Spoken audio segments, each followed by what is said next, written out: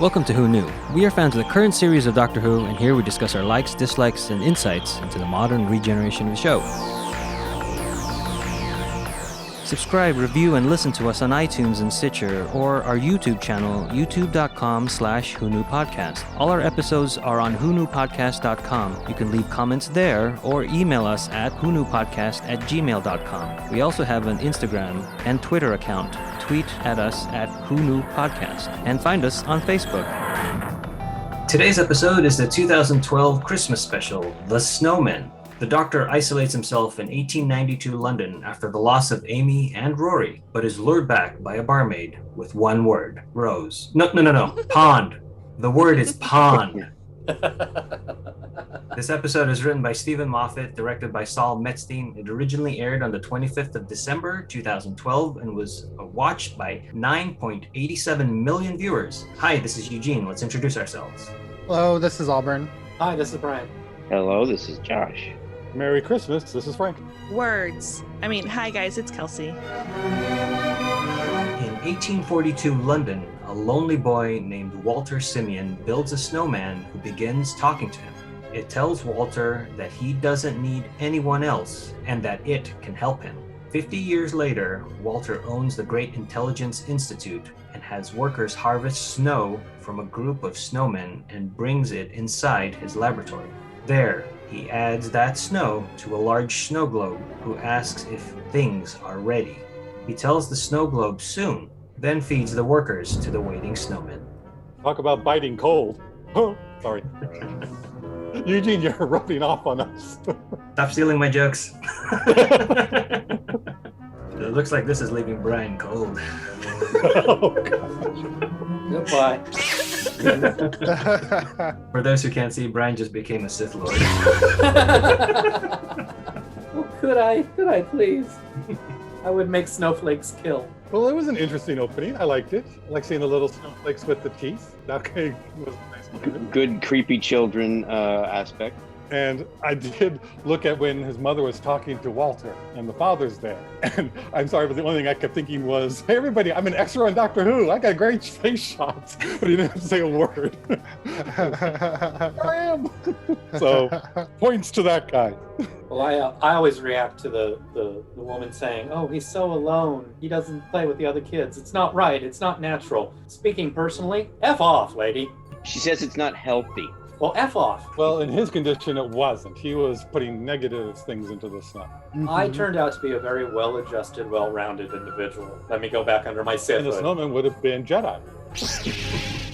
Also, I didn't get the impression that was his parent, personally. Oh. I felt it was more like an orphanage, caretakers kind of thing. And that's why all those kids were like in the same yard. But again, Victorian orphanage wouldn't have been kids playing and having fun, would it? Wouldn't have been them doing work and... Yeah, but this is what the script needs. Right. Plus, also, yes. if you think about it, we've only seen Victorian in scripts as well. So it's like, the kid, and you're right, it does seem like the kids get put in a nursery and forgotten, when in reality, the kids are put in a nursery and forgotten until the script needs to have them back. So... I know we haven't gotten to this part yet, but...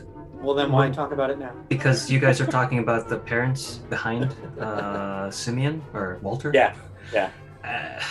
I kind of thought that this could have been a place to put the governess in somewhere, because like you guys have said, that didn't feel like his mom. It felt more like somebody as a caretaker to Walter instead. See, I took that as a governess. That's what I'm saying. But if you mean like if there had been someone more in character of the governess later, like that same actress or saying the same, like her catchphrase from later, if she had set that up earlier. Yeah, because... So you wanted it to be the same woman. Yeah, I think that would have streamlined a couple of things for me that I'll bring up later. Well, to me, I don't think they would work for me. And Frank and I are right on track where we should be. Well, I want to hear the other parts when we get to it. So, yeah. Oh, I think what's interesting about this cold open is it's so long. Like we've gone to this paragraph and we're not at the main titles yet. Yep. Like we've had this whole story beat where like I would expect the main titles to come in, but we keep going. This is also the beginning of their putting the dates on screen. Oh, really? They did Yeah. that. They did that with Amy and Rory too. They did? Yeah, in China, Mongolia. yeah. It was in Angels Take Manhattan, and I believe in The Power of Three as well. Oh, has Oh. it always just kind of been irrelevant? Like, No, why they just wouldn't never put it on screen. They're taking a page from like Lost and Fringe. Like in this case, it was like it looked like 18 whatever the year was written in the snow. Yeah. Mhm. So has it always just been delivered in dialogue to us to let us know what year they're in? Sometimes it's text on screen, but not in the Oh, not the background or the foreground. It's like okay. superimposed. Okay, this was like so like the style of putting the text on the screen was new, where they like put it Yeah. like in Yes. the scene. Yeah, It's- it's like it's a- in the environment. Yeah, like somebody made a snow angel in numbers. Got it. Okay. And then the other thing I wanted to say real quick is Richard Grant has a great face for a villain. That was the same note I He's had. great. He's been great awesome. in everything. Sorry, Eugene. That's okay. We're on the same page. And speaking of We, faces, we begin our where we're supposed to be. and speaking of faces, the doctor's face is in the opening. Yes. So you Oh, see Matt Smith. we're not there yet, Frank. Well, that's the next thing. It hasn't happened yet because You still have a whole paragraph. yeah, we still have the whole paragraph. Oh, really? I thought it came right after he fed the people to the snowmen. No, it doesn't. I thought so. That's what Alburn was saying. Is like this is where the cold open should stop and the main title sequence begins. But we haven't met Clara yet. Right. Sorry. Yeah. So Brian, do you just want to go read through Yeah. that and then so we can all discuss what we're talking about? At the Rose and Crown, a barmaid named Clara sees a snowman in the alley that wasn't there a moment ago. She asks a passing stranger if he made it. The stranger is the doctor, who gives a doctorish answer about snow that can remember, and then leaves. Clara follows him and jumps onto his carriage. Hearing part of a conversation from a type of telephone that names him the doctor, she pops her head in and asks the obvious question, Doctor Who? So yes, Frank, we do have a new opening. So Frank, do you want to discuss that opening? No, you can take it. No, you brought it up. I wanted to The main put it in titles. naturally. Oh, well, we get the doctor's face in the opening credits, similar to Classic Who. Yeah. I like that. If you guys remember, I guess the one that sticks out to me the most is Sylvester McCoy because he winks with his face. But it goes all the way back to, I think, the second Doctor with Patrick Troughton is when they first did this.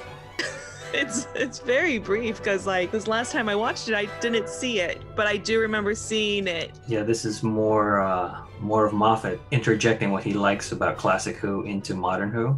And this one I actually do like. So do I. Wow. Will this one continue? I haven't watched ahead, but does this remain the same main title for the rest of the season? Or is it just a Christmas special one-off? No, I believe it continues until Matt Smith's run. Yeah. Okay. But one of the good things I have about this portion that I do like is the way that the Doctor comes in. And you can, like, watching it a second time or a third time or other than your first time, you can tell that that's Matt Smith walking. But the way the camera is situated, your focus on Clara as she's looking at that snowman and this guy in the alley passes by. And as soon as he turns around, you're like, that's a silhouette of Matt Smith. Just the way he has his shoulders hunch and the way his head turns with his like eye, like a scowl almost, but not. I don't know. I enjoy that. Mm-hmm. And I love their banter. I think they wrote Clara really well in this. Yeah. The whole script is great. I forgot how funny this episode was. I remember the first time watching this, the feeling of seeing like Clara coming back, and it was definitely a good feeling at the time. And I hate that because now when I see Clara, I know. I have bad feelings and I don't want them. So I'm gonna keep trying to be in the present. Yeah, I think I had the same thing where the first time we saw her was in Asylum of the Daleks, and she made an impact for sure. And then when she comes back, like the actress we see in this episode, I was excited, just like you were, Alburn. Mm-hmm. Yeah, just Nice. remember, your feelings later is a different person. Yes. Yeah. Oh yeah. Well, you guys mentioned that later we're gonna see more passing of time, but here Matt Smith does have a line. Those were the days, kind Yes. of reminiscing, and I guess you start to feel that it's been a while. Yeah. And And he has a little bit of a longer hair that you see out of his top hat. That's one thing I caught on this second or third viewing. Okay. I know that they are Amy's glasses because Brian, you pointed that out, and I know that they come back later, but man, does he look like Harry Potter with those glasses. Well, it's got that Diagon Alley feel. Yeah. I think it's just And the Victorian supposed look to. of yes, everything together. yeah. Although I'm getting tired of the Doctor Who gag. They did it a lot this episode. He did a lot in this Yeah, episode. there's It's too just- much in this one. Yeah. You know, Once is seriously. fine, This one I was liked good. it too. Yeah, the first one was good. and then that's it. You don't get the others. No, Well, yeah. it also too, it goes after this too. It just keeps going and going. Oh, after this episode or after this Yeah. moment? No, Oh, after this okay. episode. When she's like, what's the dialogue that sorry, Vastra, is that her name? hmm Vastra says like, how does how do they set up Doctor Who? It's She's like 2 words. You know these 2 words. They're like the most important 2 words. So here it goes. You can't help yourself. It's the same story every time, and it always begins with the same 2 words. The Doctor. She'll never be able to find me again. She doesn't even have the name Doctor. What 2 words? And that's where Clara says Doctor. Doctor Who? And I think they could keep in the next one where the Doctor and Clara are again bantering, and the Doctor says, "Clara who?" And she just comes right back, "Doctor Who." Mm. That one can keep in. That Doctor Who, I want to keep in. I'll fight for. Round 1. Just kidding.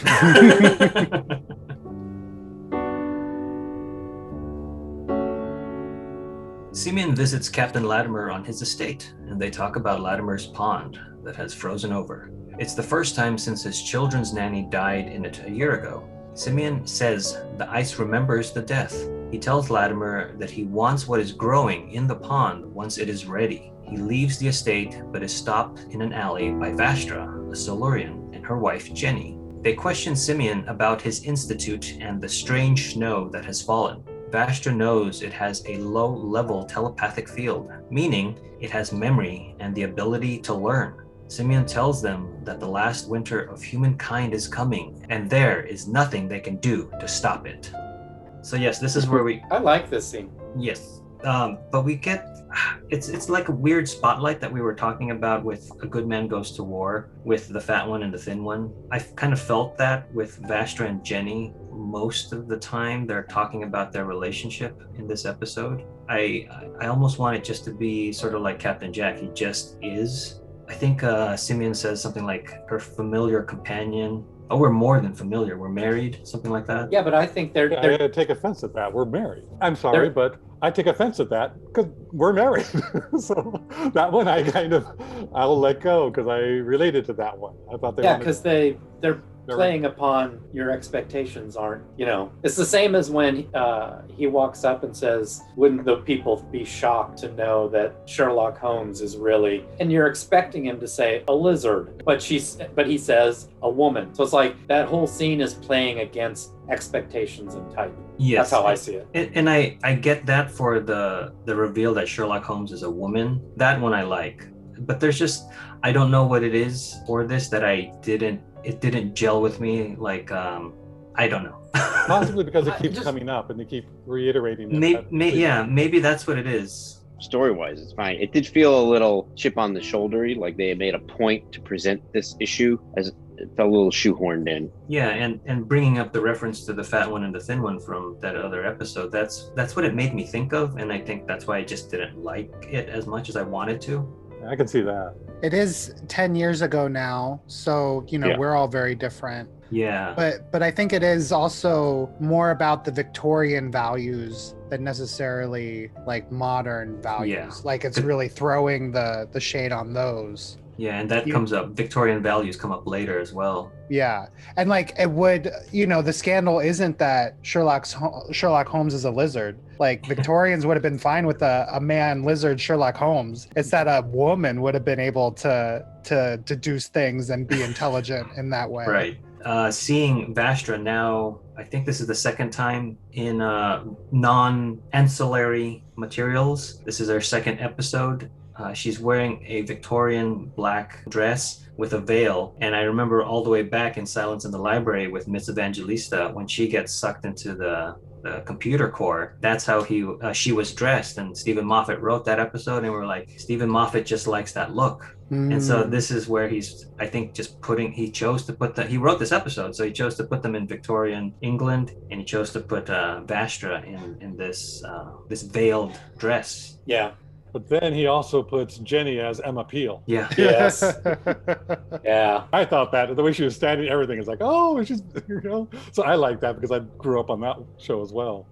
I like that they referred to Vastra as the Green Lady. Like, I thought all that Victorian, like, kind of not Shakespeare, Sherlockian, Holmesian stuff was really nice. Yes. What time period are Jenny and Vastra from? That Victorian. Victorian? Yeah. Oh, okay. She woke up. Somehow she had a run-in with the doctor, and that's what set her on this path of being the great detective. But that is her time, and Jenny's time. Yes. And when was that episode? It's not an episode.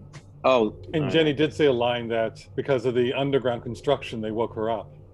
Oh, that's right. Oh, yeah, okay. So it's kind of like the movie Passengers, where somebody wakes up early from their sleep in a cryo sleep. Yeah. And then there's a prequel or a webisode I'll bring up at the end that sort of explains this portion that we're talking about here. Frank, when you mentioned Emma Peel and like putting her next to Vastra, I was like, this is just steampunk, but like doled out in different percentages. Right. We got to the point where Dr. Simeon talks about the previous governess to Latimer, right? Yeah. Yeah, at the pond. Yeah. Like this stuff is sort of important for later on, but it's being told to us rather than shown. So that's why I brought up that I would like that governess to be the mom to be the governess in the beginning, the cold open. And maybe, I mean, this sounds a little bit morbid, but maybe we see how she fell into the pond or something. Just, it feels But odd. she fell into the pond more recently, like the prior year. No, it would be Walter Simeon's nanny, not the mom in the cold open. And then the nanny or the governess of Captain Latimer and his kids, it just feels like that there's some sort of disconnect for me there, because we're told what happened instead of shown what happened. I do get your point, but I think the disconnect is because they're not connected. No, I'm sorry, I didn't mean to make that funny. It's just because but my point, since we saw if that connection, it would be very simple. All you would have had to have done was show that woman much younger as one of the governesses in the orphanage, and then she turns up to be that woman later. Yes, that's eventually what I was going to say, is that it should have been the same woman. The problem with that story-wise is if you make that connection early and not strong enough, the foreshadowing turns into an easy. It's not a reveal. Like you know it's going to be that woman from the moment they start talking about it. But I don't really know if that spoils. I don't know either, but I'm just trying to think of what would made that better for me, and that's something I came up with. I totally get that. You know how much I rationalize things, so I totally get that. But for me, it puts too much importance on the woman, and I don't think the governess who she was important. It was the big overall plan of the Great Intelligent, and he had to grow with Simeon up to this point. And now, just last year, it's like, okay, this has happened, so now I can work on this plan. And so she was just a tool and didn't need to be a big character. I mean, this is all just my speculation. So right. No, she could have been 70, and that's why she was, a bit crotchety and like, just sit still, kids. Right. You had, like, what was the line she kept saying? Like, she had only had one line. That's the way to do it, but we'll get there. Yeah. But if she had said that, if a young woman had said that line to Walter Simeon and punished him, and then like it would have been a revenge arc for him getting back at the governess, because they would have been psychically connected, the abuser. So this would have been, I'm sorry, I stole all your thunder. It's okay, because I kind of dole it out as the episode goes through. But yes, that was going to be my through thread, was that this person was vengeful or spiteful to kids, and that's what created the fear in both Simeon and then Francesca. And then the two times that I watched it most recently, I kept remembering that it was a kid that had fallen in the pond, just because of the way, like, I think the emotion of Latimer, I was like, oh, one of his kids, because I wasn't paying attention, I guess, close enough. Yeah, because like Eugene says, when we're told it and not shown it, it's hard to catch sometimes. It's just the problem I have with this current run that we're going through, in that important things are told that where they should be told and shown. Because if a governess is falling into the pond and drowns and gets frozen, I get it, you can't show that to kids, but if we're shown like a little bit of it, we know and say that's an older person, and not like Alburn, what you brought up. That's not a sibling of Francesca. That's not a daughter of Captain Latimer, and it kind of stays with us.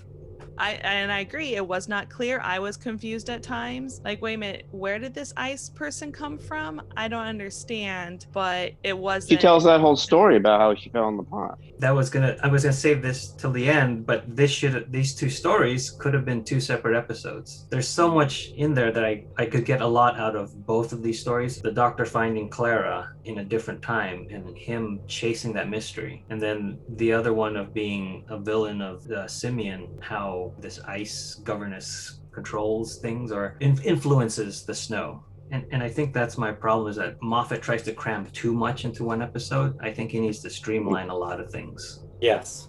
I'm also thinking that's what I really like about this episode, is that it is so packed. You can add so much. So there is a depth and richness to these characters and to the story that we don't get in a lot of them. And some of the other ones, Frank, we're back on our timelines. But I mean, in other episodes, it was like, why did they make this a two-parter? They didn't need to, because they go into that depth. If this was a two-parter, I think, yes, you could elaborate on a lot of what Eugene wanted. I think that would have been a lot there, so that would be a full two-parter, you know. So, but I really think the writing, everything of this episode, I really like. I would like to see it as a two-episode, more expanded, but I like it the way it is. Well, one other thing is winter is coming, apparently. Yeah. We'll never hear that phrase again, right? No. No. I'm sorry, I have to do it. He says this is the last winter of humankind, and I really wanted Bostro to go, fine, I'm not human. Okay. I'm no human. The doctor locks Clara in the carriage and decides to wipe her memory of him. He sends Strax, his Centauran assistant, to grab a living memory worm which can do the job. Strax forgets to use gloves, and when he touches the worm, he forgets what he was sent to do. Clara is still asking how a snowman could have built itself. The doctor is impressed that she hasn't tried to run. Suddenly, another snowman appears, and then another. These snowmen are feeding on Clara's thoughts, so the doctor tells her to think about them melting, and suddenly they are puddles of water. The doctor tells her to forget about him and leaves, but she continues to follow him to a park where he climbs a ladder into the sky and disappears into nothing. She jumps, catches the ladder, and begins to climb. It's a spiral staircase in the cloud. When she reaches the top, she sees the TARDIS. She knocks, but runs down the staircase before the doctor can see her. Yes, this portion of the musical cue is Clara in the TARDIS as the doctor goes and gets the ladder from the invisible cloaking device or whatever. I thought that was just brilliant. It provides that whimsy, that fantastical nature, and magical with a little bit of ethereal without being too preachy feeling. It was great. And I love that. It's okay. I love that whole imagery of a spiral staircase to the clouds. Yes. And then on top of the cloud is something that's just sitting on the cloud. It's like that sequence just conjures up so many nice, warm feelings and imaginary tangents in my head. I just enjoyed it. That they were able to take something that Moffat wrote that was, I'm assuming, already great, and then they made the production crew and designers said, let's make it a reality, and they did. To me, they did it. Yeah, and it's perfect for a Christmas and I special. love that Clara is very in awe and in wonder of everything. She's shocked at Strax a bit, but then she just accepts it. This is somebody else. So what's going on? She sees the ladder and it's more wonder and curiosity than anything else, and just love that scene. It is so great. And I think I also like that musical cue, I guess, with the piano keys, is because it reminds me of the menu screen from Chrono Trigger, the first Chrono Trigger from Super Nintendo. Yeah. So I have another connection with that way. Go ahead, Frank. Tell him. Oh, I do too, and that's from the opening of Euro Disney when we went there in '92. That music that they played was like, that's just a simple piano key. What is it, riff or whatever? Going back, Yeah. It just started, so that just always has a good feeling for me. Yeah. Well, I love when Clara, the doctor turns to her and says, "Why didn't you try to run? Why aren't you running?" And she says, "Well, I'll run once you've explained." Yes. And at that, it's like, okay, that's the perfect definition of a companion in 5 words. you know. Then we get that throwaway line about Strax, explaining how when we last saw him in A Good Man Goes to War, he died helping He got out. better. Yeah, and then now he's. It's a very throwaway line though. He goes. The doctor says a friend of mine brought him back. I'm like, you want to elaborate? That's in one of the that's in one of the extra. Yeah, bits. it's a webisode or it's a small short. Yeah, webisode, a promo. It really doesn't make much sense in the promo either. No. I do think that there was a reason why it was done, but we'll get to that later. I love these characters. I love these characters so much. I wanted them to get their own spin-off. Felt like they were going to. It felt like it, yeah. Yeah. But this is the beginning of, because of Strax, this is the beginning of the Centaurans becoming clowns. Yeah. And they weren't that in the original series. They were very stupid looking, but they were very menacing. Right. They were a really, really, really relentless villain, you know, very, you know, I'm not going to say the analogy because it's the same thing. They were turned into clowns too. But Strax really turned Centaurans into Mr. Potato Head. Yeah. But I I like will Strax, say, because I don't really know the Centaurans. But I will say for this particular scene, he adds wonderful comedic lines. Yeah. Like when that moment when he's told to go get the memory worm and he doesn't use the gauntlet, so he comes back and he says, "What is this boy doing here?" After we've already discussed that this is not a boy, this is Clara, which is a girl. And then when he's underneath trying to recover the memory worm, still forgetting to use the gauntlets, he touches it, gets his memory erased, and then he says, "There's an emergency. I think I've been run over by a cab." Yes, so good. And also the whole time, Clara's like, I know what's going to happen. Yeah. That's what I liked Yeah. about Clara. Because it's not funny. Yes, it is, because I know what's happening. And the doctor didn't get it. And I don't know why he didn't. Because he saw, I think it's, again, the doctor is testing this person. And in this portion, Strax, with Strax, this is the first mention of grenade, and he'll continue to use it for comical effect later, where the doctor is examining the snow, and he says, "When you find something new in the world that's brand new, what's the next thing you look for? A grenade? A prophet." So I like that it's making Strax funny and comedic relief, but it's also showing that the doctor is curious enough to know what's up with the snow. Yeah, it's actually like it's actually in character with what Brian was saying about the people who don't like them. Like they're supposed to be warriors, not clowns. Well, everything that he's saying is warrior-like.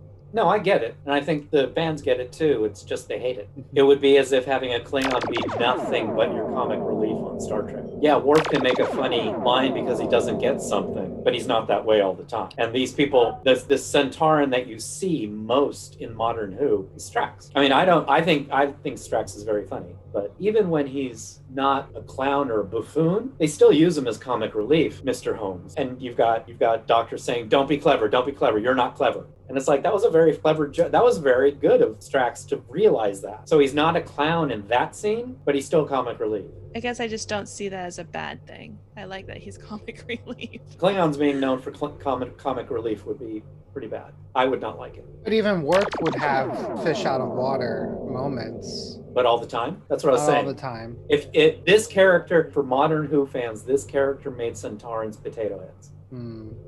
Yeah, I think definitely the way that the doctor treats him is kind of problematic. Like you say, like he calls him potato head, he demeans his legs, how short he is, he treats them like not a person. I mean, if he talked to any humans that way, like he called him a dwarf, like a human being, it would be pretty offensive. No, it wouldn't be pretty offensive. It would be a little offensive, but we can have that argument later. Okay. I want to say when the doctor tells Strax, take her back where we found her, he wouldn't remember. Yeah. Right. Well, that depends on how long ago that was. Supposedly he only lost about an hour. Twice. He's talking about the cab. Bring the cab back where we found it. He forgets. That's it. Yeah, or the horse. Bring the horse back. Oh yeah, they didn't find her either. She found them. True. The next day, the Great Intelligence tells Simeon that she is coming, and that the next snowfall shall bring the fall of mankind. Clara leaves the bar and returns to her other job, which is being the governess for Captain Latimer's children, Francesca and Digby. When she arrives, she learns that Francesca has been having nightmares about their old nanny.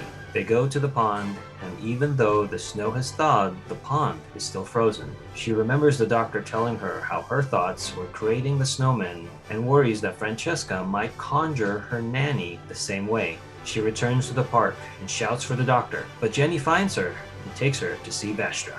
So is this the moment you're talking about, Eugene, where they do it again, where Digby says, "I think she needs a doctor"? Yeah. Oh. It's one of those moments where you can do it once and maybe a second time, but not so close together. Doctor Who. So those two are the points. Which first is in the carriage, and then that part. This one's pushing it. Yeah. I don't know if you guys caught the difference in her accent. There's the Cockney accent and the more proper English accent.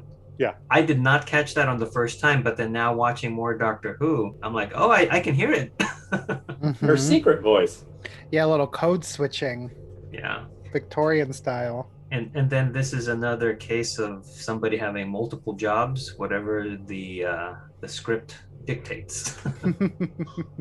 Yeah, I didn't get if she had been a governess for them for a while, it seems. So was she a Yeah. governess moonlighting as a barmaid, or a barmaid moonlighting as a governess? Well, no, recall. because when she leaves when she runs out of the bar, she says, "I was only helping out because so and so couldn't be there." So she was just covering for a friend, apparently. Covering a Yeah, but shift. My whole impression is she grew up in this, low class neighborhood. She worked her way up. She learned how to fake a proper accent, proper dialect, became a governess, but all her friends are still back there. One of her friends, couldn't be a barmaid that night because of some other circumstance in Victorian time. So she was able to step back in. So her real voice isn't actually her secret voice. Her secret voice is well, whatever you want to call it. Anyway, she's probably voice. naturally Cockney. And I don't think you mentioned it earlier. The name of the tavern. Did you notice? Yeah, the Rose and Crown. Rose and Crown. Epcot. Epcot. Oh. Thanks for that quiet little laugh there, Kelsey. And I wonder if that's because we're American. It could be. Because I have a feeling that British people might have noticed the accent change right away. Yeah. Like if she was talking Southern, if she was just like, I got a drawl when I'm working in the bar, then all of a sudden she becomes a governess and starts talking like, Katharine Hepburn, we would notice. British people might not. Yeah, this is another thing where the kids are telling about the nanny. It's just something I wish was done a little bit differently for my tastes. Oh, another thing script-wise that I thought was sort of, maybe for me personally, just jarring is that after you have this fantastical encounter with the staircase that goes to nowhere, or that goes to a cloud, and then you have the whole thing with Strax, that encounter with an alien. I don't know if I could personally sleep. Like, I would be so excited to tell somebody. Yeah. But she just wakes up from a good night's sleep like, I'm so relaxed. That was like 10 hours of sleep. What? That transition did not work for me this second time around. What got me was she was sleeping in a barmaid's tiny room, but the sheets were really white and the pillow looked so comfy, and it was that made me laugh. But yeah, I do like the oh, what a great night's sleep. Yeah. The camera then goes down and you see a bag, and I'm assuming that the British people would know that that's maybe a governess's bag, because it kind of lingers on it, like, pay attention to this. Vastra tests Clara to see if she is worthy of contacting the doctor by telling her to sum up everything she wants to say in one word. Just one word. Clara thinks for a moment and replies, pond. Wow. I mean, this scene is so great to me. I just love how... I love this scene.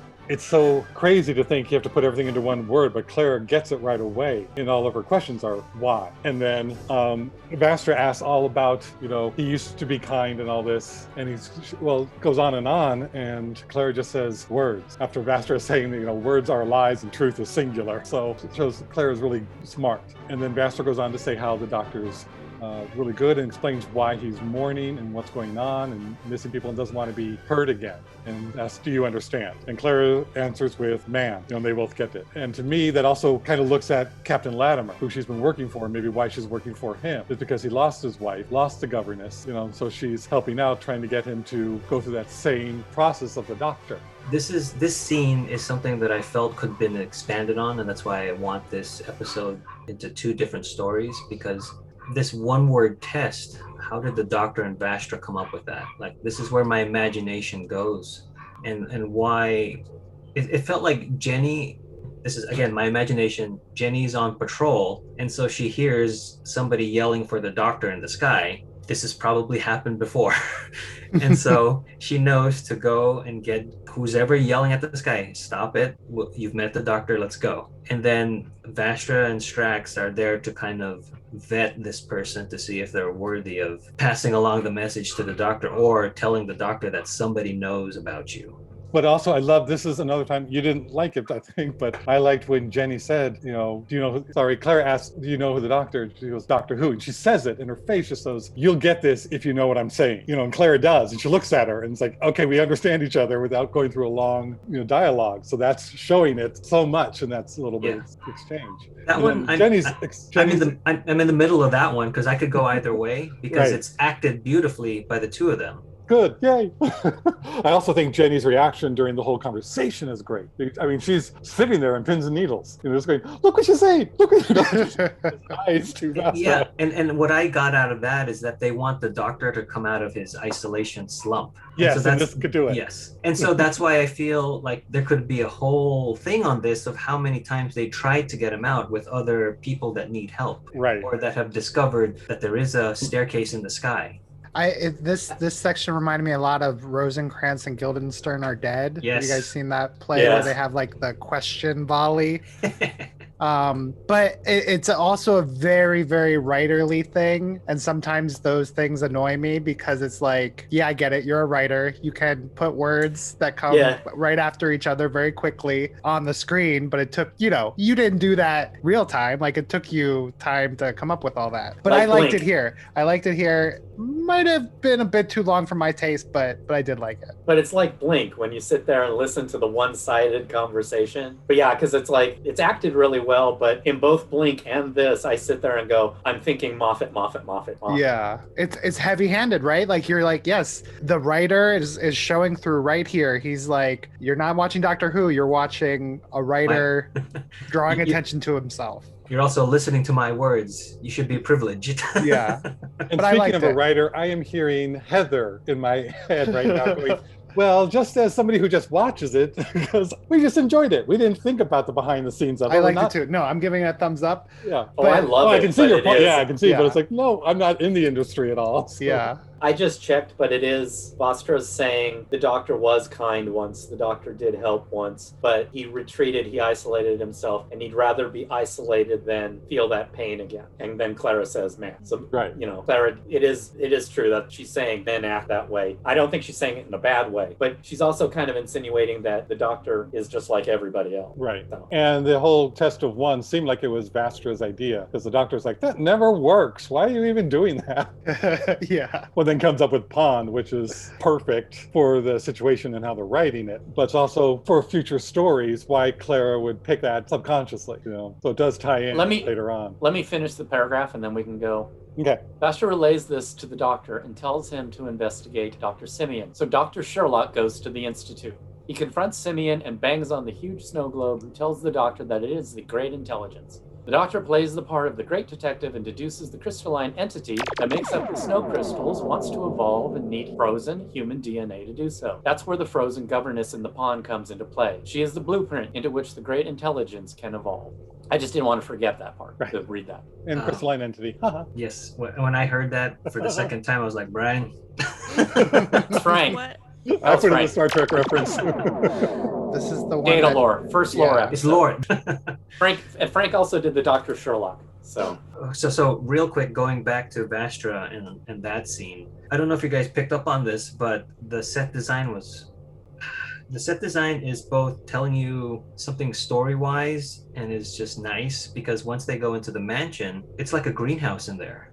Because Vastra is a lizard, a reptilian, so she's cold-blooded. Yeah. Surviving outside in the winter, it's not going to be good for her. So she needs to be warm, and that's why I like that they filled that sitting room with all that greenery, because she's got to keep warm. I just, that was great. It's a little character thing that I really enjoyed.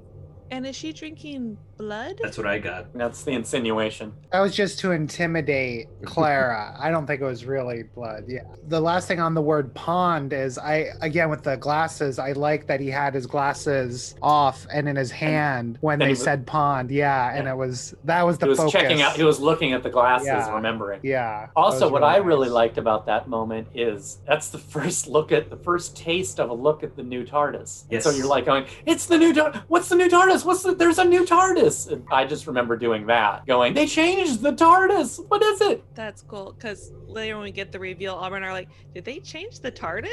terrible. I couldn't even remember. Usually we see the transformation. Yeah. And I love this one was just because it's a perfect time for him to change the desktop of the TARDIS. But I love how we just get a hint of it, and they don't do anything to call it out. He's just sitting there and he picks up the phone, and like you guys like didn't even notice, and you're not supposed to. I don't think it's just I just love it, and then it makes the reveal later great. See, it's weird because I'm kind of in the middle of that. Like, I like that it builds up to the reveal, but at the same time, all this time has passed in his moments of isolation that I wish they would have shown something where he's going through that mourning process of losing Amy and Rory. So of course he's going to change things that he has the ability to change, which is like the desktop of the TARDIS, the interior. I just wish there was something that kind of conveyed that a little bit more. That's all. I can say that. Yeah, I'll give you that. Okay. No argument there. I'll give you that one. And then since at this time Moffat was also doing Sherlock, I love it when the Doctor shows up as Sherlock and you get that it's a sound alike of the theme.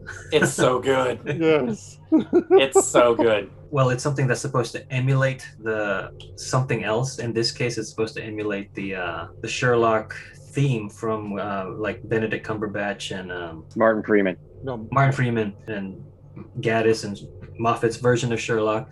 That theme song is very, I would say, iconic because it's very connected to that show. So when you do something like that as a sound alike, it's supposed to emulate or sound like that, but not be that verbatim. Like, it's not supposed to be that same music just played into the episode. And then speaking of other good things I like is the wrong deductions from the Doctor. It's just hilarious what he does with Richard E. Grant. And then he reaches that point where it's like, you have a goldfish named Colin. Bob. No, I don't. I knew it. I think so, yes. And he's like, this is a business card because it says it's a business card. And The he Deer says, Stalker I love cow. new things when he sees the snow in the globe, which we can talk about at the end of this episode. But just remember that he said that, I love new things. Yeah. And his silly jokes about, takes one to snow one. Kind of, just his humor right on as he's deducing everything. And I really enjoyed Richard E. Grant's stoicism throughout this whole thing. Because you can project like, I'm super annoyed at this guy. Get him out of here. He won't leave. He's just got a great face for a bad guy, like we mentioned. I did like when the Doctor took all his notes and threw them in the air so they can land on what he was open to most. A governess died in a pond. Okay. When you I remember when I was younger, and it's an old trope by now, but running a pencil lightly over a sketch pad to see what's the last thing they wrote. It seems like something like that. Yeah, I do remember seeing it before. It was done, but I can't remember in what. I just know that, that's been done many times. But that scene reminded me of the 10th Doctor in Family of Blood when he's pretending to be John Smith and he's fumbling through all the switches and dials in the ship. Oh, He's distracting, yeah. Yeah. I didn't think that. That is perfect. I also like how he calls the Great Intelligence, oh, you're his Moriarty. Right. Yeah. A lot of exposition in this part. Yeah, This is when he's saying, the actual human of the governess doesn't matter. It's the memory of the water that's forming this because he put the snow on top of it to freeze it. And it's like, okay, the DNA is still in there. I don't know why they didn't change it for a year, but that's what they do with ponds. I guess you just leave the water in there. So to me, that's why it's like, it doesn't need to be connected to a former person. Yeah, I get that. Yeah, I know you do. Yeah, I'm sorry. But it's No, and again, and I wouldn't mind if she was a 70-year-old governess who was the same person. That wouldn't detract for me. So that's like, okay, we can put that in there in our own side lore. I believe they're called fan fiction, Frank. A whole new thing. Let's face it, though, that is the way to do it. What? Oh. Is it that bad that he didn't even get the joke? You kind of Oh, now That is the way to do it. So. Mm. I only heard do it. I was like, Oh. what? What are you talking about? You want me to write fan fiction?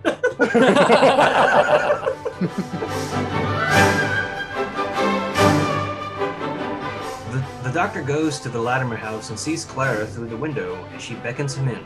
She tells the children that the doctor is coming to help with their nightmares. The door opens, but instead of the doctor, it's the icy nanny. She moves forward to punish the children when the doctor pops out of a puppet theater and uses the sonic screwdriver to break her into tiny bits, causing her to melt. Simeon arrives at the Latimer residence and uses a contraption to blow snow at the house. The room gets colder, the nanny reforms. The doctor, Clara, and the children run downstairs. The puppet was a bit much. Yeah, it's a punch puppet for Punch me. and Judy. And it wasn't. It's not that it was a bit much for me personally. Like, but I was like, it made me go, "Come on, doctor." I don't know why. But I didn't like that. Well, he was waiting there to surprise Clara and the kids. He wasn't expecting the Oh, he governess wasn't just yet. Okay. Has he not seen the show? I guess it's just one of those moments where everyone else in that room is scared to death and the doctor's having fun. Sometimes it works and sometimes it doesn't, and I agree with you. And this one, it doesn't. And I'm going to say disagree.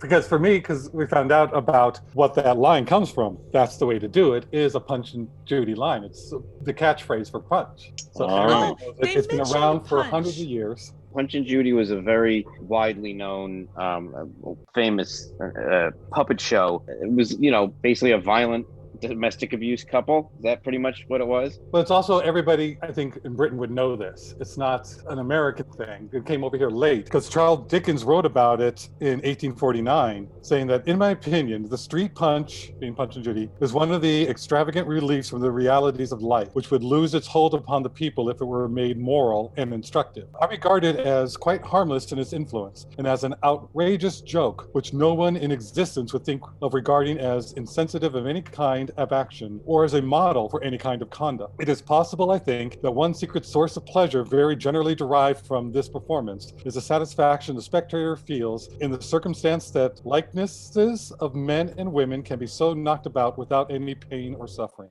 So it's been around for a while. It's something that is still going on nowadays with wrestling. How they know it's not real. It's an outlet for whatever they're feeling and going on, and especially during the period of time. So it became a huge thing where everybody would have this in town, and it all started from a guy from Italy. Anyway. I think it was like a carnival thing. Yeah, That would be one of they the had that- It attractions. was a traveling puppet show that would go from town to town. Frank, you reading that, it made me think that the modern day sort of equivalent would be sort of Looney Tunes. Like you're viscerally reacting to violence that you know isn't real. Starting to do it again. I don't know what it's going to be like. I saw that they had the new Bugs Bunny.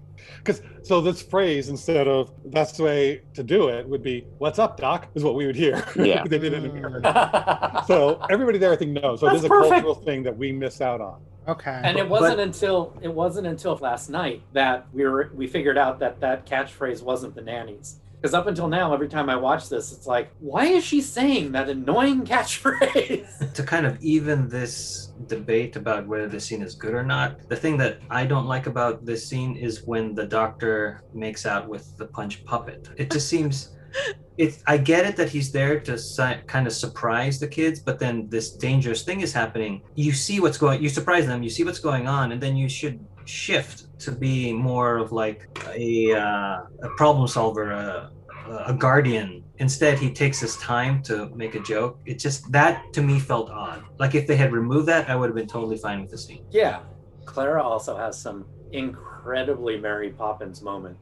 Yes. In this scene, where the kids are like, "But you said you were born behind Big Ben." Explains my keen sense of time. You said you invented fish. Well, I was tired of swimming alone. That's so Mary Poppins. And Mary Poppins. It worked. I liked it. I'm surprised I'm not thinking, oh, did you have to do the Mary Poppins thing? And Mary Poppins' carpet bag is similar to Clara's bag. Yeah, Yeah. I almost Oh. said that earlier. The carpet bag, right? I think they're called carpet bags. But Hers this one wasn't wasn't made a out of carpet bag. Yeah. Well, carpet Oh. bags are usually made out of that material. That's where they Right. Yeah, but Clara's looked more leathery. It looked a little bit more doctor bag. Yeah, that was another thing. I'm like, what were they going for? Doctor or maybe more professional? Because maybe leather is something rich people can afford. I don't know. And I just thought she was already packed and ready to go. So she had a great night, and now it's like, oh, I get to go back and see the kids, have my fun there. And a lot of people say that Clara, especially this one, is a Mary Sue character. You know, one who just knows everything or helps with everything. And I guess this is a Mary Sue Poppins character.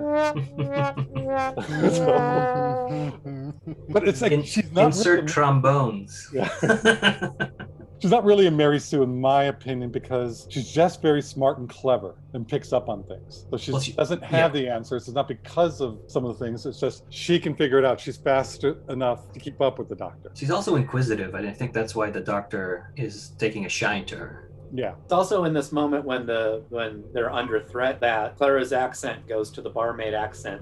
So it's like her barmaid accent is her accent. Yes. She's putting, you know, when she's doing the posh accent, she's putting that on. But this is when that gets confirmed because, you know, if she had continued with the posh accent, then that would have been her normal accent. So, and the doctor does mention it later. And I think this is also where we start to see the doctor. Well, we see the doctor continue to choose his old life with the bow tie. Yeah. And his That's so great. So great. Just discovering the bow tie, and while Dr. Simeon is like freezing the area, it gets colder, and Clara has a line saying it's cooler, which is a double entendre to the doctor takes, meaning the tie is cooler. That just sparks all of our original love of Matt Smith with it's cool, bow ties are cool. Also, like, I guess I'm not a very perceptive viewer at all, because I had to ask Albert, I'm like, oh, what, has he not been wearing a bow tie this whole time? Like, I didn't notice that him wearing a bow tie was like an addition, like it was new to this episode. Did anyone get a nice little feeling of a flashback when they were doing the window talk between the doctor and a future companion? No. Similar to Donna in the 10th through the window. You're here! And they're doing that whole discussion. So here, 11th and Clara were like, come on up. No, I can't say it. I'll be right there. And it's like, what am I doing? So it just had that kind of feel to me, which was nice, fun little banter. And this is the line that, or the moment with Strax that Brian mentioned earlier with the, what do you call it? He's like pushing back a little against the doctor. Right. Yes, Mr. Holmes. I'm not Holmes. Stop being clever. And again, he brings up, they said you might be needing some grenades. Help. She might have said help. Again, that's the second time that Strax brings up grenades, and he's always using that as his default to assistance or help. So every time you say, Strax, can you give me some assistance or help? He'll think, grenade? Why would you want a grenade? And when the ice nanny came back underneath the carpet and stuff, it was really cool. But it brought back to mind that water remembers and that water finds a way. Water always wins. Water always wins. My note. Water always wins. Is that something It's a reference to Waters of Mars. So since they didn't say it, but you're dealing with water, and so that's always going to be dangerous. Yeah, the army of ice will be unstoppable, and it'll be the end of humanity. Because water always wins. If this was 10 years earlier, we would have gotten a T-2000 reference with all the water melting and coming back together. Right. But back on the looking at the window with Clara looking out at the doctor, it was also a really nice moment when he was trying to decide, and I think verbally he was saying no, no, no, but his hand gave the thumbs up. Like, that was just that was really good. And he's like bad hand or something. He should have said that when did he do that earlier with the puppet? Yeah. Mr. Latimer meets them as his maid runs in screaming of snowmen forming outside. Everyone meets up as the nanny comes to attack. Jenny places a temporary force field around it. Simeon rings the doorbell and gives them 5 minutes to hand over the nanny. The doctor can't let the intelligence get the creature and lures her to the roof where he parked the TARDIS in the clouds. Clara uses an umbrella to pull down the ladder to the spiral staircase. As she enters the TARDIS, she is surprised that it's smaller on the outside! The doctor is so impressed with her that he gives her a key to the TARDIS, asking her to travel with him. At that moment, the nanny grabs Clara from behind and pulls her outside. They both fall to Earth, the nanny shatters, and Clara lands with a thud. So this reveal of the new TARDIS interior, I thought was the best way to do it, where the camera starts off from the outside and follows all the way inside. And I think they said this is the first time that they've been able to do that. Yeah. I really like Clara's dialogue as she walks in. Like you hear it going from outside to like a more cavernous, echoey. Yeah. It's good. And man, what a reveal. The new interior looks great. I like I it. like it. I remember thinking at the time that the ceiling portion was CG, Mm, and it's not. It's practical. yeah. That's just like, wow, you guys spent the money to make that practical. There's not a lot of color to it. It's very mechanical, stone almost looking, a lot of grays. Mm, I have to say, I like it when it's revived for Capaldi. yes. That's when it's the best for me. But what I like about this one is that it's not as busy as Clean. Matt Smith's first interior. Yeah, and Moffat gave a reason as to why they changed it, and it was because the other TARDIS was just too damned big. They said it was so hard to get Matt Smith to run from the door all the way up to the console and not take up so much time to do it, because it was just too big. They just had to get him in and start acting quicker. I think it was also this point that I noticed the TARDIS was like aged on the outside. Maybe I noticed it at the first clouds, but It's one of those things that tells us that time has passed, but it's not like this is something that I wish would have lingered on a little bit and just told us like, oh, look at the TARDIS. It's like Vastra or Jenny could have said something like, look at the paint on it. It's wearing out more than the last time we saw it. Like something. I think you don't think of it, but I know when you see Tennant's TARDIS next to Matt Smith's TARDIS, Tennant's looks really beat up. Yeah. You know? Because it's Eccleston's TARDIS. That's why. Yeah. Oh, I was just wondering if that was also part of the reason of doing the staircase to the clouds, because it wasn't working as well as it maybe once did. I don't know. It's weird. Like, I really love the imagery of that, but it's like the TARDIS has its own built-in way to hide. Like, but I guess, I don't know. Well, because this takes place in 1892 and police boxes were first used around 1891. So if he parked it on the street, people would want to use it. I don't remember it being that beat up in the earlier scene when she was I don't walking either. around it. So I'm And- right with you there, Eugene. Part of me was also wondering maybe it was the coldness, like it was getting frosty, but like the way that the graphics were, I didn't Could read it have been that he used wind to move the cloud to where he needed the TARDIS to be? So could that have been stuff that just got blown onto the TARDIS from the wind? Could be. Soot. Good old soot. I'll buy it all. Soot, good old soot. Oh yeah, from going through the chimneys. From all the chimneries. Yeah. I also do love the how could we be in the clouds already? Because it's taller on the inside. I thought that was a great line. Oh, well, she also, as they're talking, he describes us as a ship, and she asks if it has a kitchen. It would have been cooler if she asked if it had a galley. But then I like the connection to the souffle girl. Yes. So it's kind of making that like something's off with Clara. And she does have the line, I don't know why I asked that. Mhm. Oh, I So it's missed like that. the mystery is starting. Mhm. See, it's weird because now we have two female companions that have a mystery surrounding them. Yeah. Yeah, it's a Muppet mystery.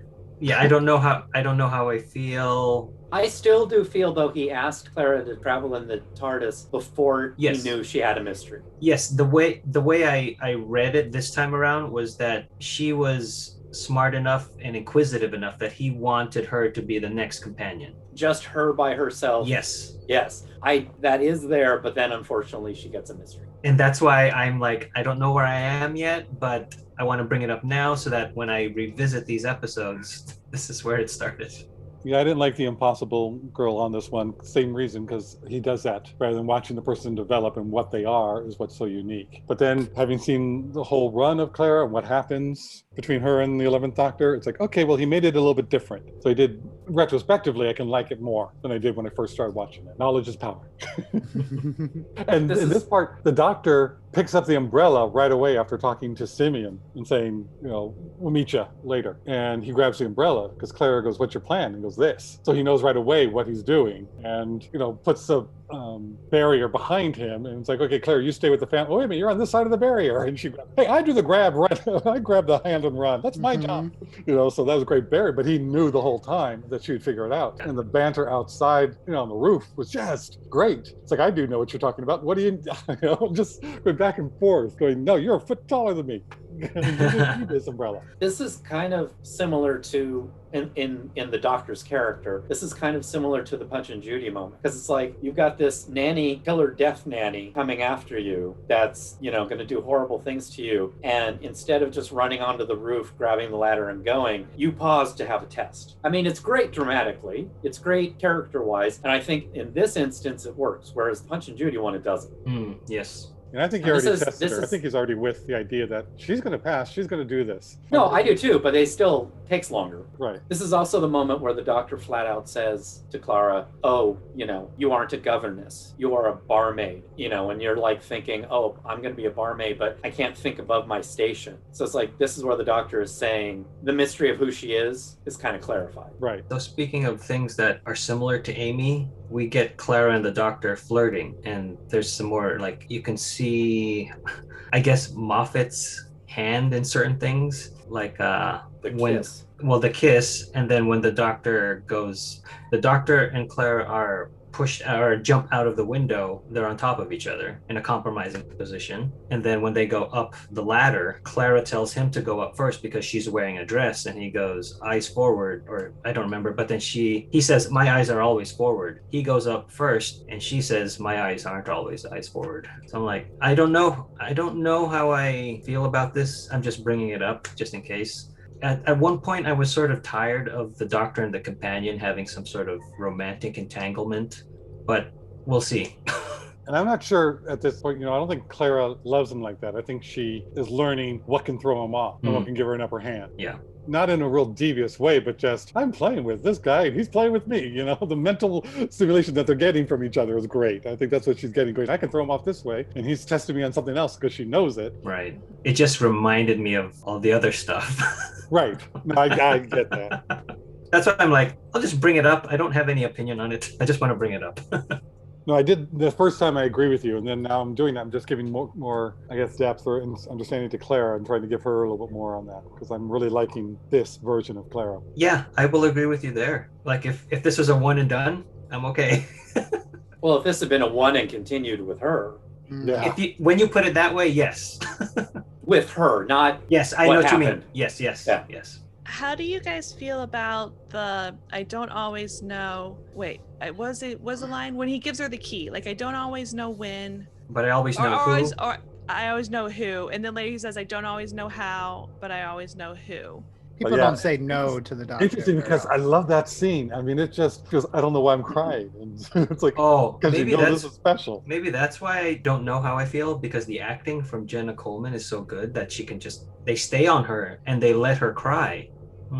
Yeah, it's so devastating when she falls. Partly also because you're like, well, okay, but we know she's going to be the companion this season. What are they doing? What do you mean she's dead? What is going on? Is he doing something with the time machine? Is he doing with the TARDIS to catch her? Or? Well, it kind of reminded me of the Pawns a little bit. Yeah. Like, we're going to lift you up and then we're going to smash you right down. They bring Clara inside, whose injuries are very severe. The doctor bargains with her that if he saves the world, she agrees to travel with him. He goes outside and holds up a box, telling Simeon that it contains the pieces of the nanny with the information on how to recreate it. He ends the conversation by saying to meet him back at the factory. The doctor arrives first via the TARDIS, and the great intelligence is quiet until Simeon arrives. The doctor uses the sonic screwdriver to alter its voice to its original state, that of Simeon as a boy. The alien snow in the globe only mimicked Simeon and reflected back what he was thinking and what he was fearing. Simeon grabs the box and opens it. Inside is the memory worm, and it bites Simeon, causing him to lose his entire adult memory. The snow is confused and disconnects from Simeon, but it has grown enough that it no longer needs him to survive. It takes over Simeon's body and attacks the doctor. Richard E. Grant's acting as a puppet, I thought, was very convincing.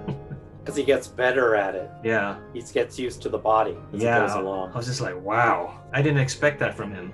Yeah. And there's also a really big Easter egg at this moment where the box that has the pieces, has the worm in it, and where he lies and says it's the pieces of the ice box, is a map of the London Underground. And he specifically says it's the map of the London Underground 1967 because the Great Intelligence is a classic Doctor Who monster. And in the second Doctor's story, which also is kind of the beginning of the Brigadier as a main companion, the Great Intelligence is the bad guy. And Great Intelligence has like these giant Yetis in the London Underground. So like Yetis, Great Intelligence, London Underground are kind of like all connected in classic Who lore. Yes, it's totally Easter egg. And he even says later that, even later than that, Vastra mocks him, makes fun of him about, but he says, this is the map of the tube from 1967. Which some people would consider a key strategic weakness, because I think he says that in the second Doctor thing. Somebody says, well, if you're going to invade London, come from the subways, because they go outside and they come straight into the heart of the city. So invade from underground through the subways. So I think that's why he's like, subways, they're bad for your defense.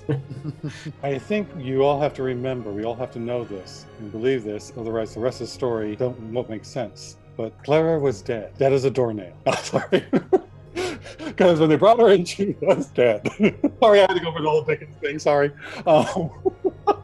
I was going to mention that Vastra, there's a shot of Vastra's little whatever handheld device she's holding. It says no life signs detected. Yeah, she's dead. She's dead. But then she says later on to the Doctor that device can bring anyone back for a little minute at a time. But she's so severely wounded, it's not going to fix her. Right. I was going to mention again, like, here we see Strax being a doctor. Nurse. And it's important to remember how we first met him in a war zone as the medical doctor. A nurse. He was a medical nurse.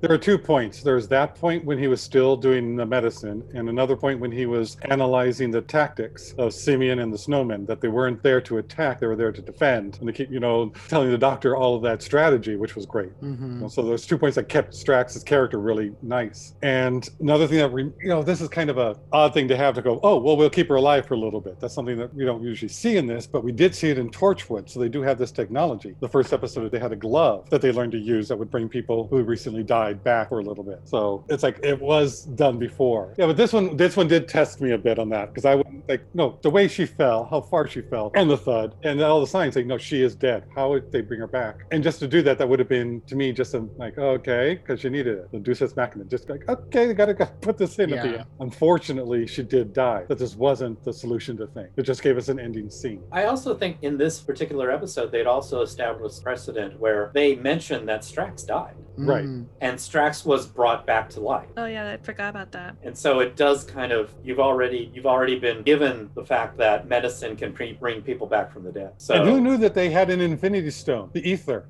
Yeah, the ether. Yeah. One thing though, at that whole transition from her falling to then the TARDIS appears on her, and we see her in the TARDIS, but then she's no longer in the TARDIS, she's back in the house. And the cuts are a little awkward just because it goes from her lying, I think, on the TARDIS floor to her lying in the house on the bed. Yeah, that's another transition that is questionable. I was wondering if there was maybe more something there that just got cut, just because it could was be. superfluous. It seems like it could have been. To me, it was to signify that they didn't actually move her. They moved everything around her. So the body was never moved. So she was moved from there, took it to the TARDIS, and then she was on the bed or table. I always laugh at that point too, because when we finally go to Clara and see her on the ground, she's lying there, full on, just spread out, and then they cut back into the room. Everybody's talking, and when they start to hear the TARDIS, they cut back to Clara, but now the camera is further away. It's a different angle, because from this angle, using this lens, it looks like she would fit inside the TARDIS as it materializes around her. But in the original scene where you're trying to get the impact of the death, she's way too big to fit for the TARDIS to land. The TARDIS would land like on her stomach. Right. Yeah. I don't mind them doing it, but it does always make me laugh. But I did like it that the Doctor trying to fix it was wrong. he didn't understand what the great intelligence was. He thought it was all Simeon's doing, portraying onto this thing. And it's like, oh my gosh, it's not its own thing. And he nearly dies. He gets nearly frozen because of it. I mean, the Doctor really messes up here. He's been out of practice. So I'm glad you brought that up, because it's what I wanted to talk about, where it says that the snow is a mirror, a parasite feeding on the loneliness of a child and the sickness of an old man. I felt like that rang true socially, politically in this day and age.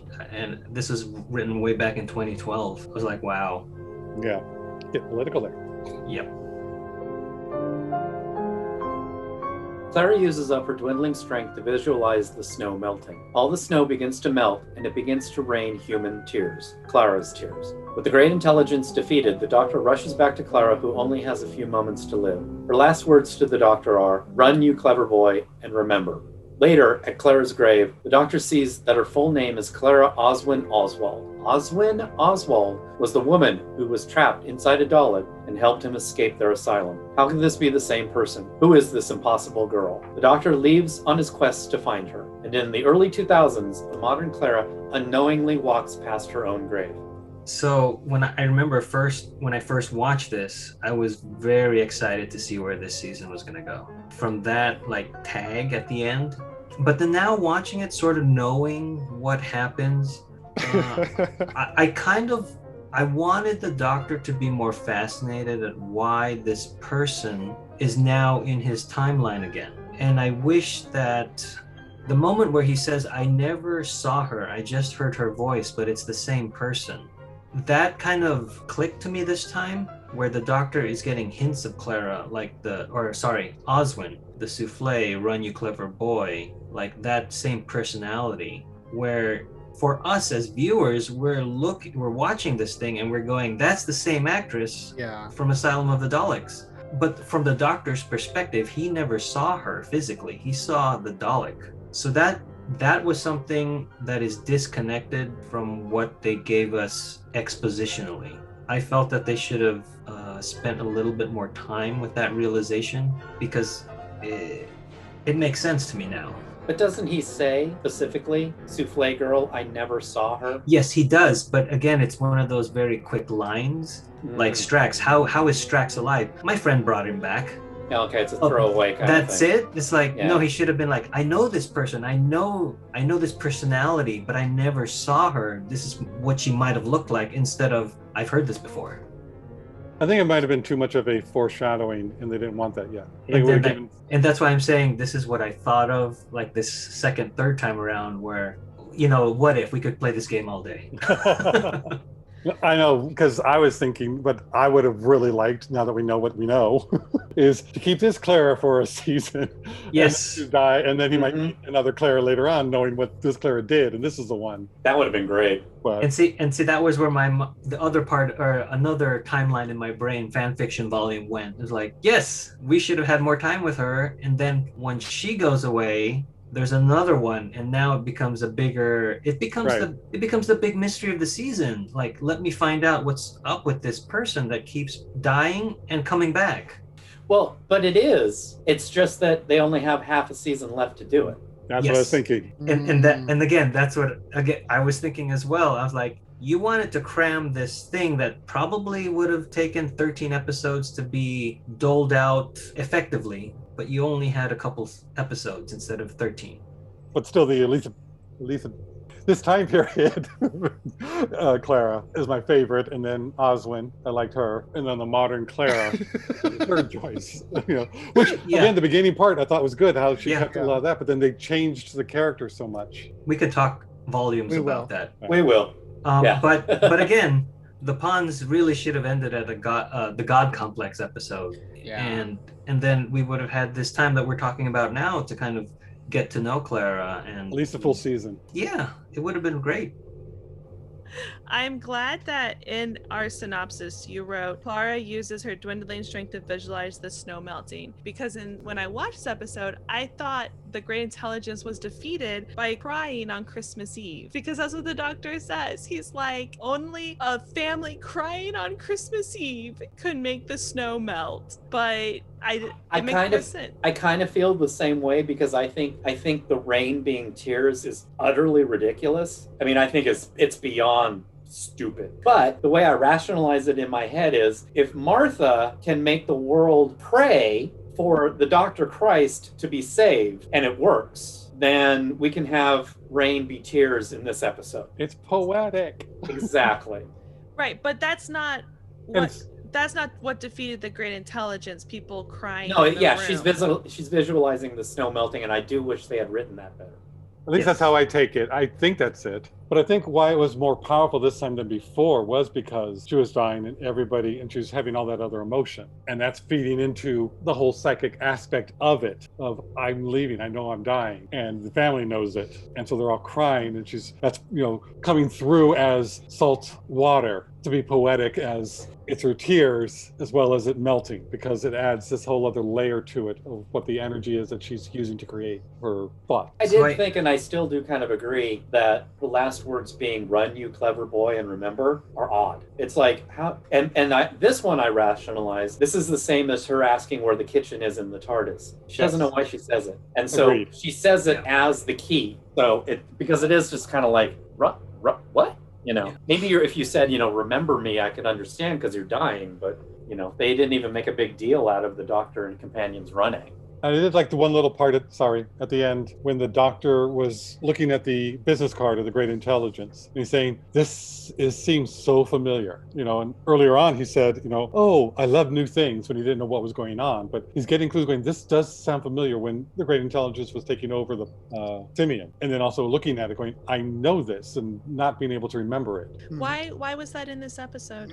Is Because there a of the- reason for that? Because of the reference that Brian made earlier. Because in Oh. 1967 episode. I think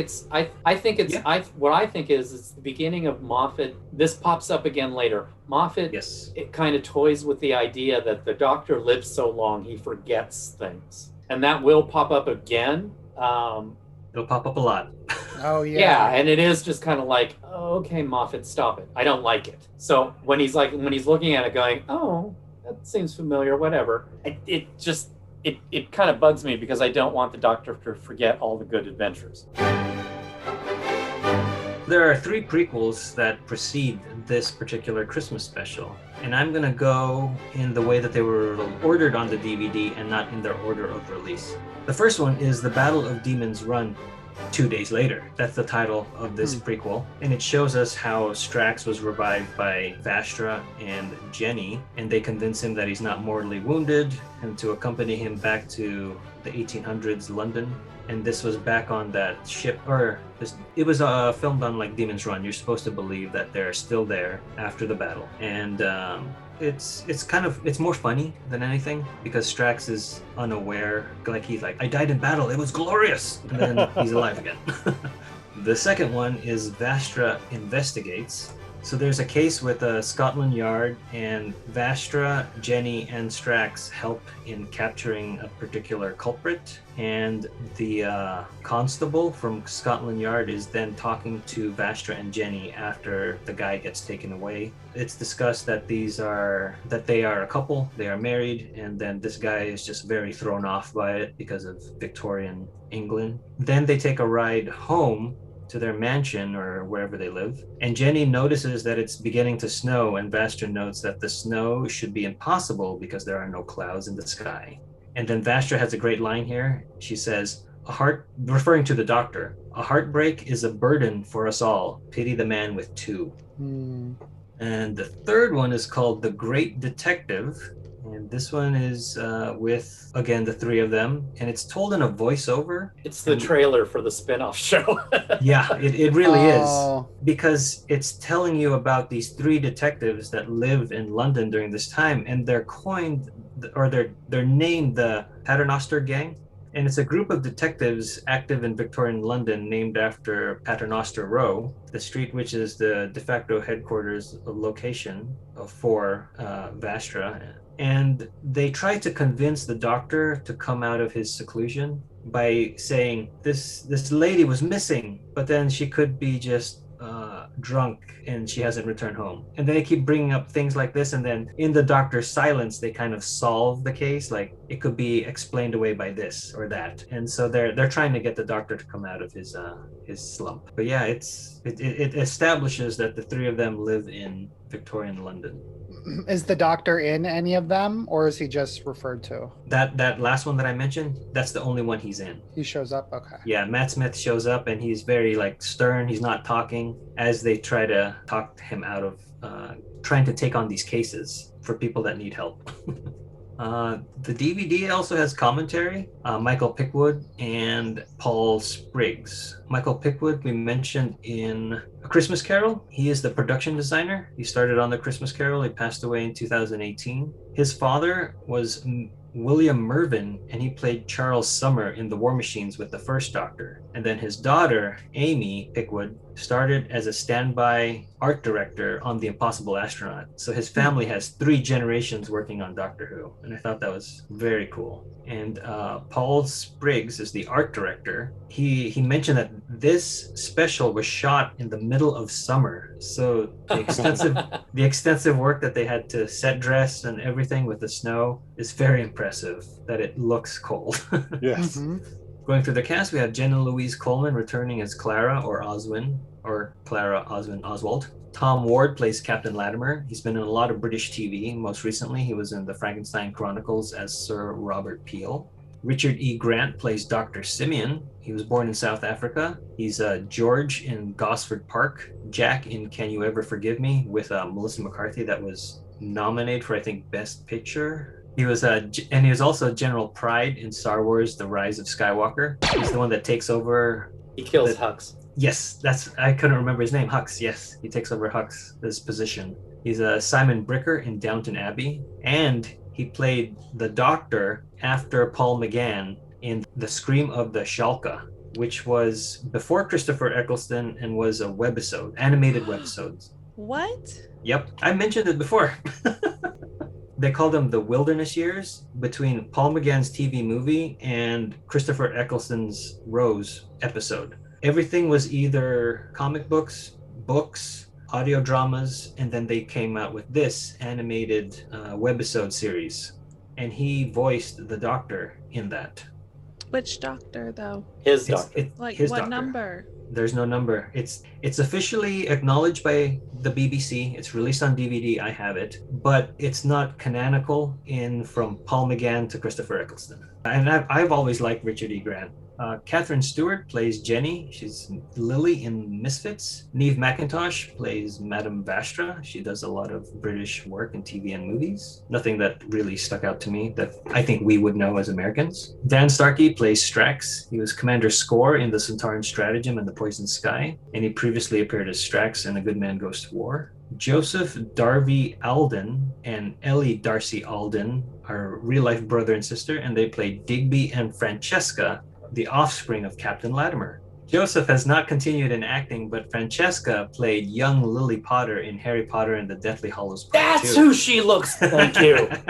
Oh, you didn't get that? Oh, okay. Sorry. Oh my God, years and years and years. Both ways too. I watch this and go, who is she? I watch Harry Potter and go, who is she? Liz White plays Alice. She was the maid of the Latimer household. Screams well. Yeah. Mhm. She was on Life on Mars with John Sim, so that's another sort of Doctor Who connection there. Jim Conway plays Uncle Josh. He was previously in a Torchwood episode, Miracle Day, The Categories of Life. Cameron Strefford plays Walter. Annabelle Dowler plays Walter's mother. Ben Addis plays Bob Chilcott. Sophie Miller-Sheen plays Clara's friend. David Hyde plays the lead workman. I'm guessing most of these guys were the men that got eaten by the snowmen in the beginning. Does the credit actually say Walter's mother? On IMDb, it does. Oh, there you go. Okay, so that's his mother. Yeah. Yeah. We got an answer to that. Oh, was the Frank? Is that what you said? I guess it's not important. Well, I saw as his mother, and never thought as a government. I was the one. Either way, I don't think it's all that important for the storyline. But yeah, I was the one who said it was the other way, and now that we have evidence, I immediately admit I was wrong. Okay. Yeah, I just double checked that it does say Walter's mother on IMDb. I had to make sure I. Anyone else want to say they were wrong? No, because mine. Go. Because mine is a what if. Right. Touche. Juliet Kadzow is the voice of the ice governess. her voice sounded familiar, but I looked her up and I didn't recognize anything else she'd been in. And then Ian McKellen plays the voice of the Great Intelligence, which this guy's, I don't know where he's been. I've never seen him before.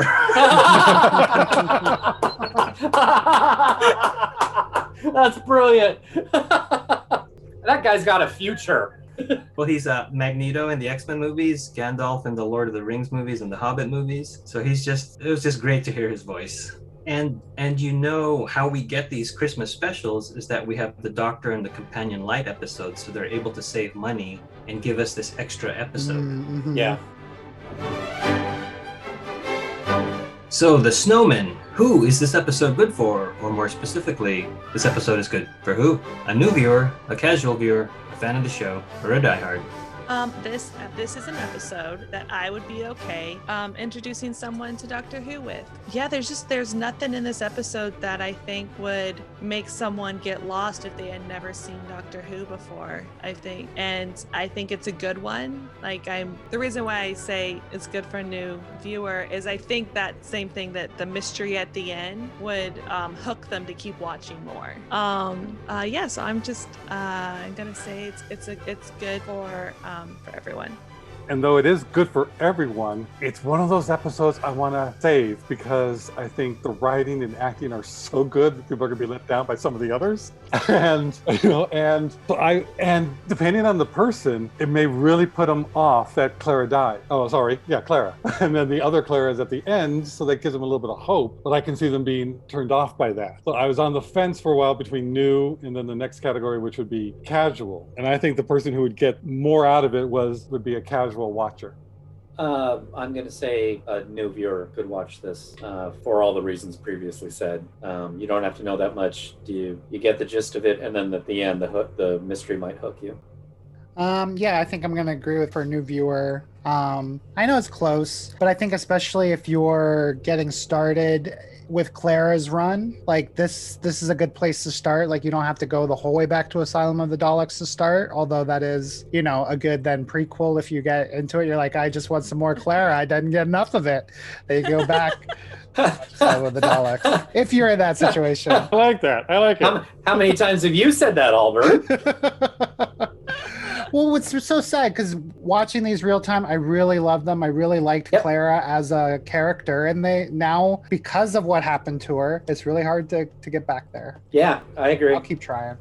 When I first watched this episode, I enjoyed it. I watched it a second time, not so much. Watching it again for this podcast this week, I kind of liked it. So it's a weird roller coaster for me. So I don't know exactly, but I want to do a compliment sandwich here again. The makeup on Vastra and Strax is always amazing, and I don't think we acknowledge that enough, or we don't know how. Just thank you for doing that because every time they are not afraid to go close up on them, and that shows you that they know that the makeup is good. Like you can see Vastra drinking, you can see Strax's teeth. Like if this was bad makeup, it would be like medium or long shots. Mm-hmm. But it's great that we can see the acting through the makeup as well.